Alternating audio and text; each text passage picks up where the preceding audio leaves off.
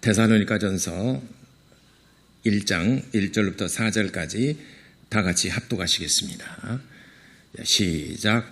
바울과 실로아노와 디모데는 하나님 아버지와 주 예수 그리스도 안에 있는 데살로니가인의 교회에 편지하노니 은혜와 평강이 너희에게 있을지어다. 우리가 너희 모두로 말미암아 항상 하나님께 감사하며 기도할 때 너희를 기억함은 너희의 믿음의 역사와 사랑의 수고와 우리 주 예수 그리스도에 대한 소망의 인내를 우리 하나님 아버지 앞에서 끊임없이 기억함이니 하나님의 사랑하심을 받은 형제들아 너희를 택하심을 아노라. 아멘. 오늘은 본문을 중심해서 믿음과 소망과 사랑과 믿음과 소망에 관해서 같이 은혜 나누고자 합니다. 하나님은 사랑의 하나님이시다. 두 번 고백합시다. 시작. 하나님은 사랑의 하나님이시다. 하나님은 사랑의 하나님이시다.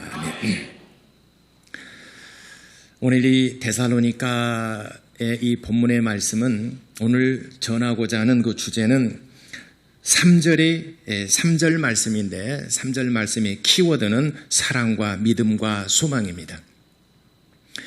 고린도전서 13장에는 사랑에 관해서 자세히 기록하고 있습니다. 사랑은 모든 은사들 가운데서 가장 큰 은사이다. 사랑은 은사라고 소개하고 있습니다. 고린도전서 12장 31절로부터 고린도전서 12장에는 각색 은사들에 대해서 기록하고 있습니다. 그리고 맨 마지막 부분에 너희는 이 모든 은사들보다도 더 큰 은사를 사모하라. 그 은사가 무엇이냐? 고린도전서 13장 1절로부터 기록된 사랑의 은사입니다. 그래서 고린도전서 13장 1절로부터 사랑은 사람의 방언과 천사의 말을 할지라도 사랑이 없으면은 소리나는 구리와 울리는 꽹과리와 같고 그랬습니다. 우리가 이 은사를 보세요. 사람의 방언을 말을 합니다. 또 천사의 말을 합니다. 우리는 사람이 아름답다라고 표현할 때 뭐라고 표현합니까? 천사에 비유하지 않습니까? 참 아름답다. 그래 천사에 비유합니다. 그러한 말을 한다 하더라도 사랑이 없으면은 소리 나는 구리와 울리는 꽹과리와 같다라고 그래서 아무 의미가 없다 하는 것입니다. 또 예언하는 능력이고 하나님의 비밀과 모든 지식이 있을지라도 또 산을 옮길 만한 믿음이 있을지라도 사랑으로 행하지 아니하면 사랑이 없으면 아무 의미가 없다 하는 것입니다. 또 3절에 모든 것으로 구제하고 내 몸을 불사르게 내어줄지라도 사랑이 없으면 너에게 무슨 유익함이 있겠느냐. 이 대단하죠. 이 산을 옮길 만한 믿음, 하나님의 모든 비밀을 알고 하나님에 대한 모든 지식이 있고 또 남을 구제하고 또 내 몸을 불사르는데 내어준다 할지라 이거는 정말 본받아야 되고 우리가 그렇게 하기도 쉽지 않은 일인데 사랑으로 행하지 아니하면 이것이 너희에게 무슨 유익함이 있겠느냐. 그래서 너희는 모든 것을 사랑으로 행하라. 이 사랑은 모든 은사들 가운데서 가장 큰 은사다. 그러므로 너희가 고린도전서 12장 4절로부터 9가지 은사들에서 기록하고 있는데 이런 은사들보다도 더 큰 은사, 곧 사랑의 은사를 너희들이 사모하라. 이렇게 사도 바울은 고린도 교회를 향하여 말씀하고 있습니다. 근데 사랑에는 수고가 반드시 뒤따르게 되어 있습니다. 수고하지 않는 사랑은 없어요. 여러분, 부모가 자식을 양육합니다. 부모가 자식을 사랑하기 때문에 양육합니다. 사랑하기 때문에 그 사랑은 세상의 어떤 것으로도 비교할 수 없을 만큼 고귀한 사랑입니다. 그 사랑에는 희생이 뒤따릅니다. 희생. 곧 사랑에는 수고가 반드시 뒤따릅니다. 바느질을 할 때 바늘귀에다가 실을 꿰야 그 바느질 하는 것이 효력이 그대로 공력이 나타납니다. 실이 없으면 바늘이 아무리 돌아다녀도 그 공력이 나타나지 않습니다. 아무리 내가 사랑으로 한다 하더라도 수고하지 않는 사랑은 헛것입니다. 사랑에는 수고가 뒤따릅니다. 하나님께서 우리를 진심으로 사랑하십니다. 믿으십니까? 하나님께서 우리를 진심으로 사랑하신다라고 할 때에 그 하나님의 사랑에도 수고가 뒤따랐습니다. 그 수고가 뭡니까? 예수 그리스도의 십자가의 수고입니다. 세상에서 가장 큰 수고, 예수 그리스도의 십자가의 공로, 예수 십자가의 희생, 예수 그리스도의 십자가의 수고로움입니다. 그 수고로 말미암아 우리가 하나님의 사랑을 받은 자가 된 것입니다. 하나님의 사랑을 누릴 수 있는 자가 된 것입니다. 그래서 오늘 성경 본문에도 3절에 보게 되면은 사랑에는 수고가 있다. 사랑의 수고. 그래서 데살로니가 교인들에게 믿음과 소망과 사랑 이 세 가지 것을 너희가 잘 지켜 행한 것을 내가 기억하고 내가 안다. 사도 바울이 이 데살로니가 교인들에게 특별한 관심 또 이런 편지를 했을까?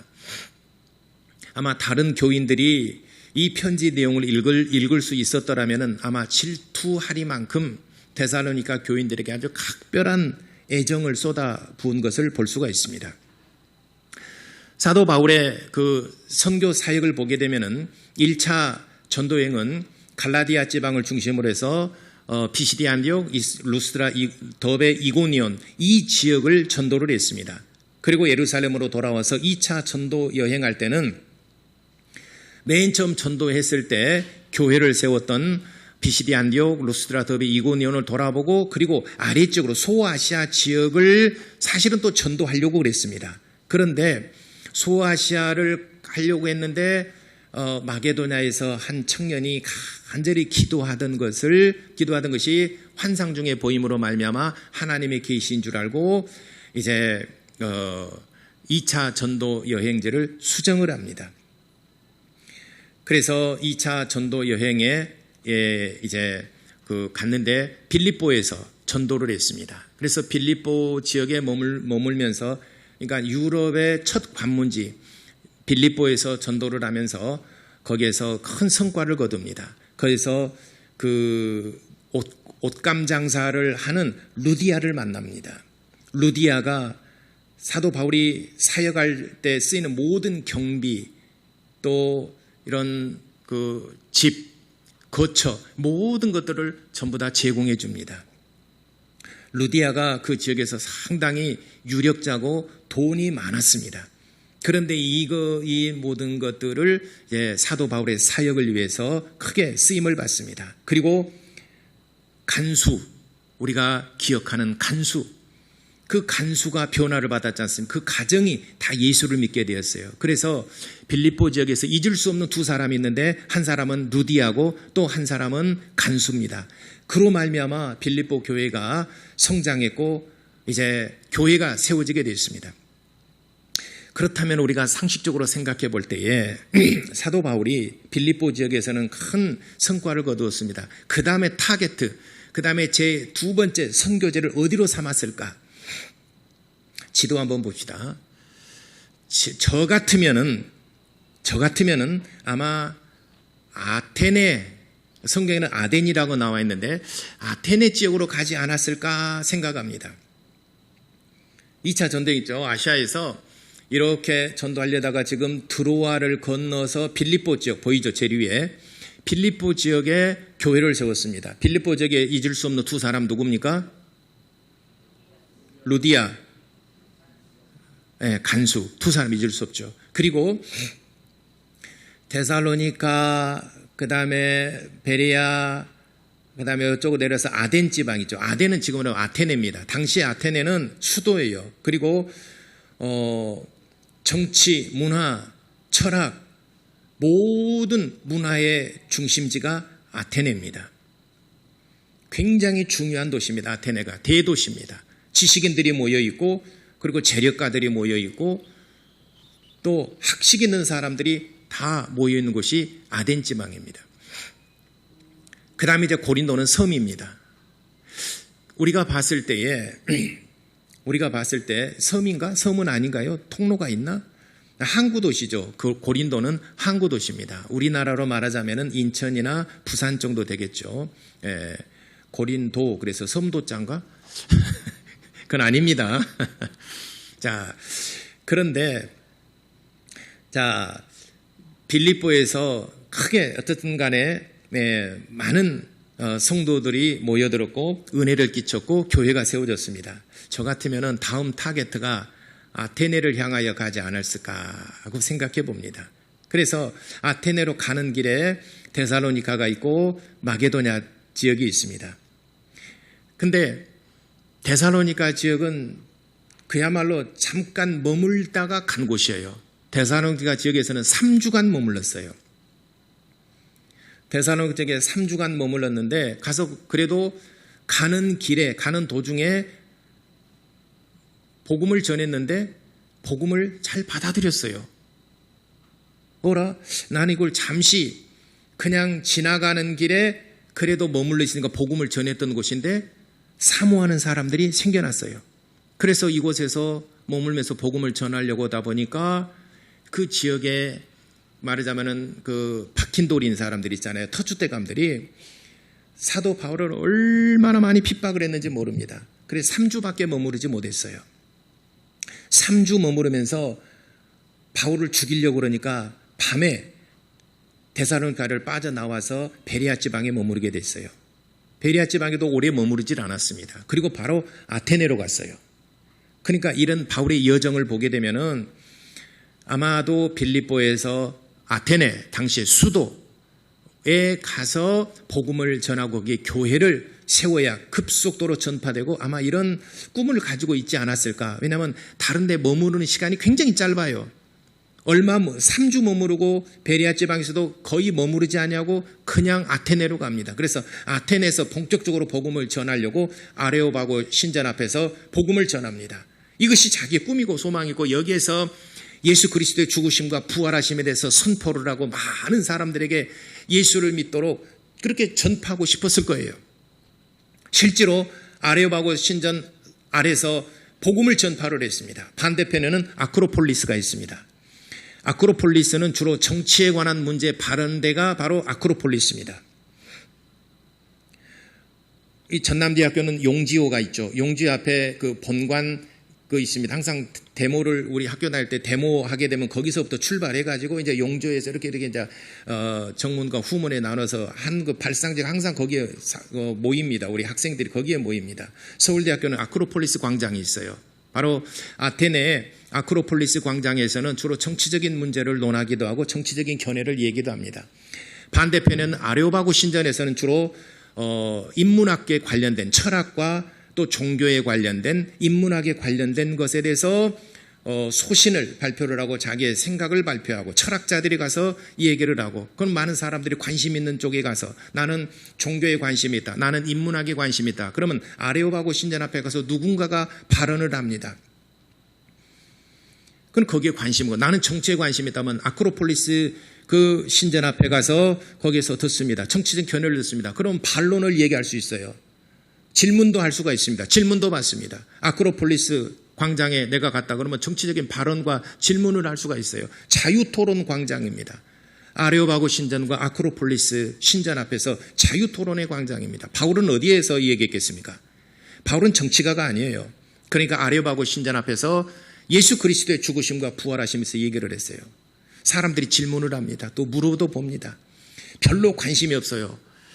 죽은 자가 살아났다. 처음에는 솔깃하죠. 그러면 그 살아난 자가 어디가 있느냐?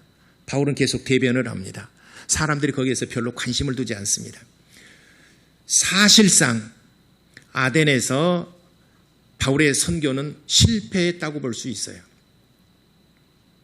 왜냐하면 들은 사람 별로 결과물로 보자면 물론 모든 선교에는 실패란 없지만 우리가 결과물로 봤을 때는 빌립보에 비해서 아덴 지방에서는 형편없이 바울이 깨져버린 것입니다. 그리고 곧바로 고린도 지방으로 왔습니다. 고린도에 와서 복음을 전할 때 고린도전서 1장의 내용을 보게 되면 바울이 그 바로 전에 아테네에서 복음을 전하다가 실패했던 것에 대한 것을 교훈 삼아서 고린도 교회에 와가지고는 자기 어떤 복음을 전한 자기 결심에 대해서 얘기합니다. 내가 사람의 지혜나 사람의 가르치는 말이나 내가 사람의 어떤 이런 말로 내가 하지 아니하고 사람의 지혜와 사람의 지식으로 복음을 전하지 아니하고 오직 나는 성령의 나타나심과 능력으로만 내가 복음을 전하겠노라. 내가 사람을 기쁘게 하는 자가 아니라 오직 하나님을 기쁘시게 하는 자가 되리라 라고 결심이 고린도전서 1장과 2장에 기록되고 있습니다. 그래서 고린도전서 1장과 2장 읽어보게 되면 바울이 그 직전에 어디서 사역했느냐, 아테네에서 사역을 하다가 많은 난관에 부딪히고 지식인들이 있고 재력가들이 있고 철학자들이 있고 유지들이 있고, 그런데 이곳에서는 복음을 잘 받아들이질 않아요. 부자와 권력자들과 뭔가 머릿속에 생각이 있고 지식인들, 학식인들 잘 복음을 받아들이지 않았습니다. 그래서 여기서 철저히 사도 바울이 어찌 보면 실패를 맛보고 사도 바울이 변화합니다. 깨집니다. 그리고 내가 이제 앞으로 내가 복음을 전할 때는 오직 성령의 나타나심과 능력으로만 내가 복음을 전하리라, 이렇게 고백합니다. 그래서 믿음에는 반드시 성령의 역사가 나타나야 됩니다. 믿음에는 역사가 나타나야 됩니다. 믿음이 있다라고는 그 증거와 표적이 반드시 따라야 됩니다. 사람이 변화되든지 아니면은 병든 자들이 일어나든지 아니면은 뭔가 역사가 나타나야 됩니다. 말씀을 전했는데 아무런 변화가 없고 성도들의 심령 안에 심령이 뜨거워지지도 아니하고 그저 미지근하고 교회 들어오기 전이나 말씀을 듣고 나가서 삶이나 아무런 변화가 없고 이적과 표적도 따르지 않는다 그러면은 뭔가가 잘못된 것입니다.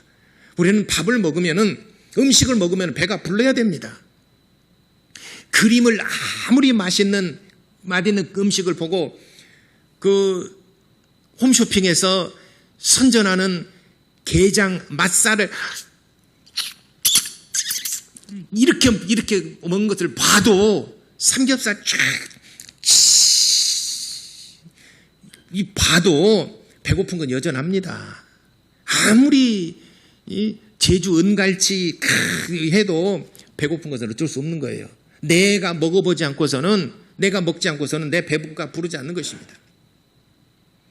믿음에는 반드시 역사가 따라야 됩니다. 믿음의 말씀이 선포가 되면 우리의 심령이 뜨거워지고 성도들의 삶이 변화가 일어나야 되고, 옛사람을 버려버리고 뭔가 단 한마디라도 우리의 삶이 변화가 일어나야 되지 않겠습니까? 그 삶이 변화가 되는 걸 보게 되면은 저 사람을 이끄시는 분이 바로 하나님이시다. 저는 지금까지 제가 살아온 이 과정을 가만 보게 되면은 정말 많이 변했어요. 정말 많이 변했습니다. 가치관 자체가 변화됐어요. 가치관이 변화됐습니다. 하나님의 말씀이 나를 이끌어 가신 것이죠. 그러든지 아니면은 이적과 표적이 나타나든지, 우리 교회 초창기 처음에 개척했을 때 정말 기도도 많이 하고 열정이 있었고 뜨거웠었죠. 그러니까 많은 병든 자들이 고침을 받고 현장에서 병 고침 받는 역사들이 많이 나타났습니다. 저는 제가 기억에 지울 수 없는, 제가 안수하면서 많은 그 귀신들이 쫓겨나가고 병든 자들이 일어났지만 정말 잊을 수 없는 그런 그 치료의 역사가 나타나는 한 10손가락 안에 그건 기억하고 있어요. 하나님의 말씀이 그 능력이 나타나고, 말씀의 능력이 나타나고 병고침과 또 치유 역사가 나타나 당연한 것이지만은 당연한 것에 대해서 나도 놀란 것이 한 10가지 정도는 제 기억에 지금도 생생합니다.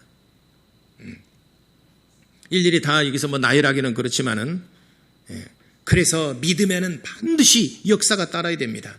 여러분들이 하나님의 말씀 믿는다 하면 여러분 심정이 뜨거워지고 그리스도인으로서의 삶의 변화가 있고 한 말씀이라도 붙잡고 하나님의 말씀을대로 순종하며 살려고 하는 그런 마음이 변화가 있다면 여러분들은 믿음의 사람입니다. 그래서 믿음에는 반드시 역사가 따라야 됩니다. 믿음의 역사와 그 다음에 사랑의 수고, 사랑에는 수고가 따르는, 처음에 서두에 말씀드렸던 것처럼 사랑에는 수고가 따릅니다. 사도 바울이 고린도 교회를 개척을 해서 교회를 세울 때 많은 수고로움이 있었습니다.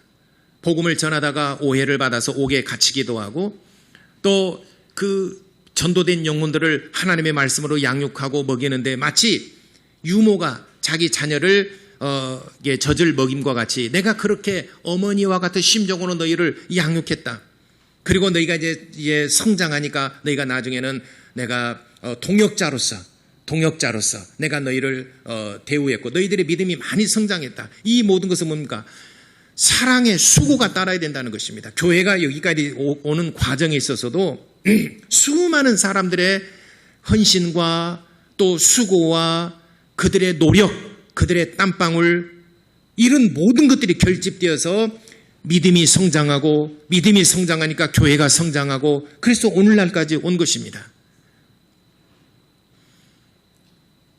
특별히 우리가 수련회 때는 특별 부흥 집회지 않습니까? 그때는 얼마나 많은 정말 기도와 수고와 눈물과 땀방울 우리 교회 우리 젊은 청년들이 또 우리 그때 당시에 같이 참여했던 모든 우리 어른들 쭉 우리 교회 성장의 발자취를 보게 되면은 정말 많은 수고로움과 땀방울과 눈물과 헌신 그래서 모든 구석구석에 영혼의 땀방울과 또 그들의 손때와 모든 수고로움이 다 묻어나 있지 않습니까?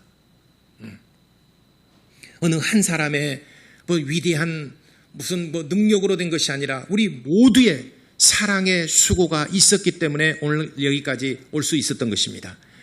엄마가 자녀를 양육할 때 사랑에는 수고가 있습니다. 사랑이라는 게 그래 우야 그래 예쁘다 우유 쭈쭈쭈쭈 그렇게 해서만 성장하는 것이 아닙니다.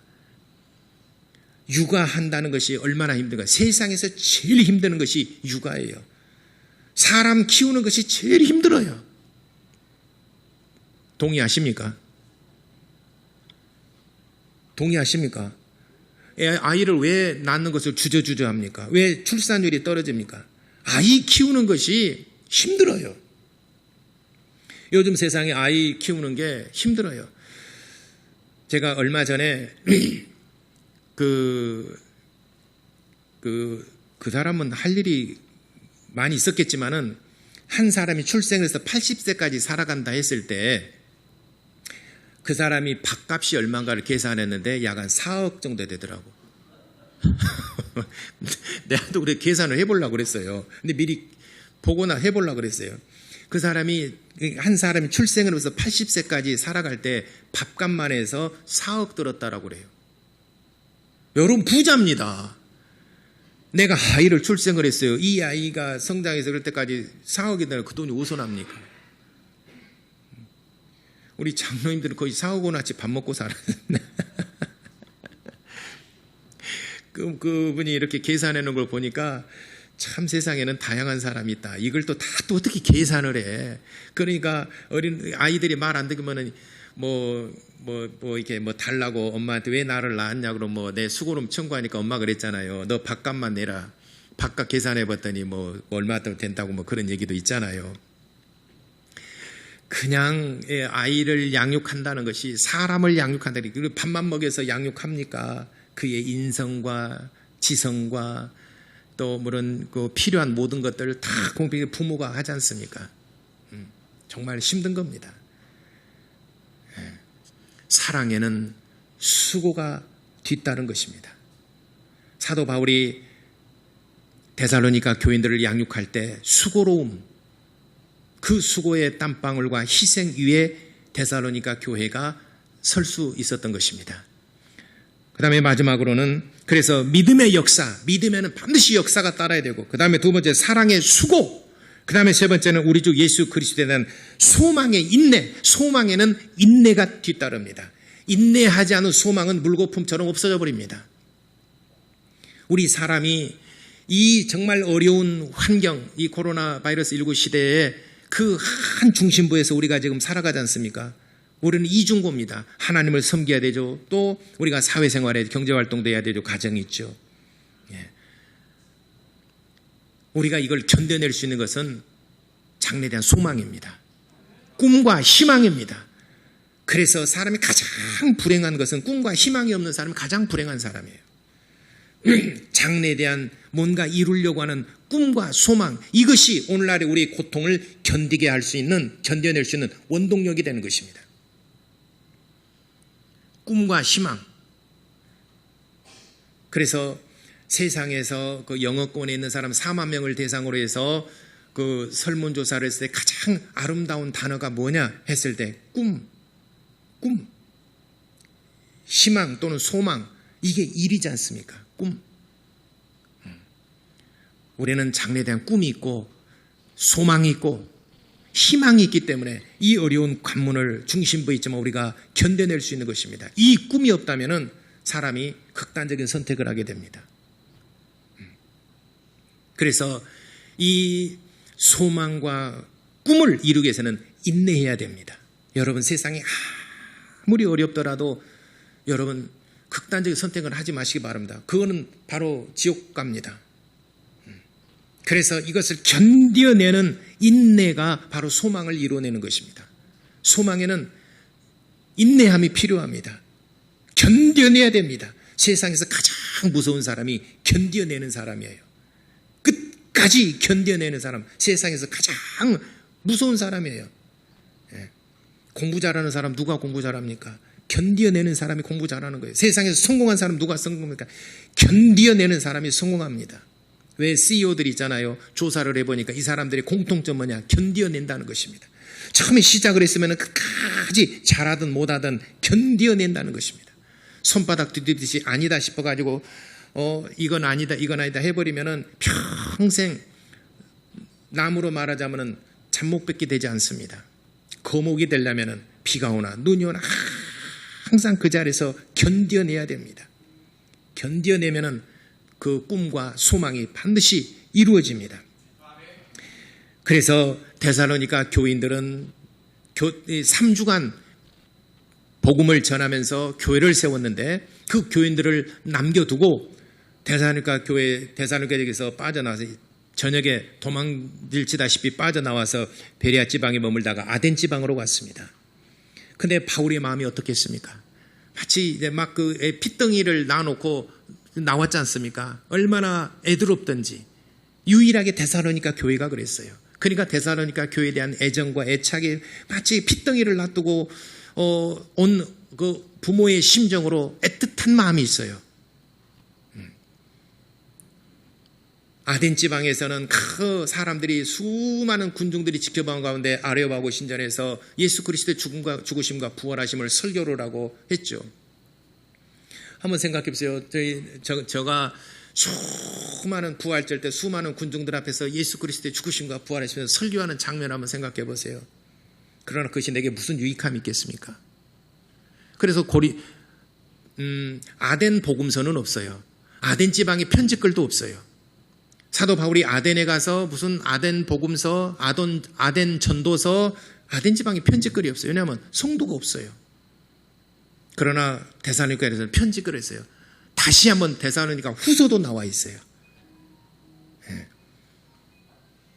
이 말은 데살로니가 지역에 정말 그들을 남겨두고 떠나온 그 어미의 심정, 아비의 심정이 있기 때문에 내가 너희들을 남겨두고 왔을 때 너희가 정말 잘하였다. 그래서 너희는 믿음의 역사, 사랑의 수고, 그리고 소망의 인내 내가 기억한다. 잘했다. 이 세 가지를 칭찬한 것입니다.